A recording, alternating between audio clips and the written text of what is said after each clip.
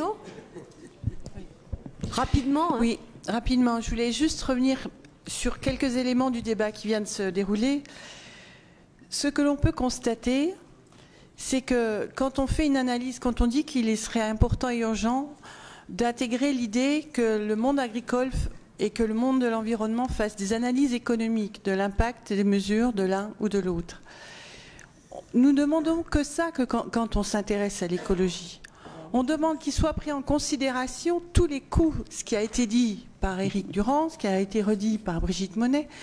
Si vous calculiez le coût de la réparation, on n'en serait pas là. Seulement, on n'a jamais voulu intégrer ce coût-là. Et sur la question, par exemple, de la nappe phréatique, effectivement, les nappes qui sont plutôt productives sont abandonnées. Mais pourquoi? Parce qu'elles sont contaminées. Mais bien sûr qu'elles ont un risque de contamination qui est extrêmement important. Donc, on ne va pas débattre ici, on pourrait en parler ailleurs. Mais il faut quand même considérer qu'aujourd'hui, on a des coûts qui sont incroyablement lourds, qui font qu'on ne peut pas revenir en arrière et que du coup, on sera obligé désormais de mettre en avant une ingénierie insupportable au niveau de nos coûts de fonctionnement en matière de collectivité. Je voudrais prendre un exemple qui sort de notre débat territorial. La Chine, quand elle a décidé un jour que finalement la production de poissons, qui était une de ses grandes productions, qui était en plus un élément, un étendard de la culture chinoise, le jour où elle a décidé que finalement elle allait augmenter la production dans ces lacs de cette pisciculture et en même temps augmenter la production de son agriculture sur l'ensemble des bassins versants, en quelques mois, en 2 ans, l'ensemble de sa production s'est écroulé. Elle a basculé, l'ensemble de son milieu aquatique s'est écroulé par l'effet des intrants. Aujourd'hui, elle injecte des milliards pour essayer de rebasculer en sens inverse, qui est extrêmement difficile. Prenons cet exemple.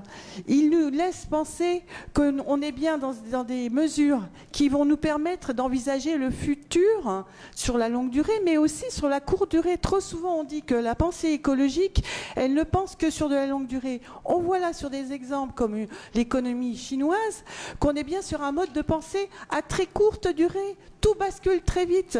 Et si aujourd'hui, il est urgent qu'un schéma de cette nature-là montre que certains secteurs constituent des réservoirs de biodiversité et qui constituent une ressource naturelle essentielle pour le maintien des équilibres, même au bénéfice de l'agriculture, eh bien, il est important de l'accompagner et de savoir que ce schéma-là, il est fondamental. Et le dernier point, monsieur Genre, c'est que quand même, le schéma auquel on est arrivé aujourd'hui, ce schéma-là, il est à minima. On l'a regretté. Vous avez entendu les écolos dire on n'est qu'à minima.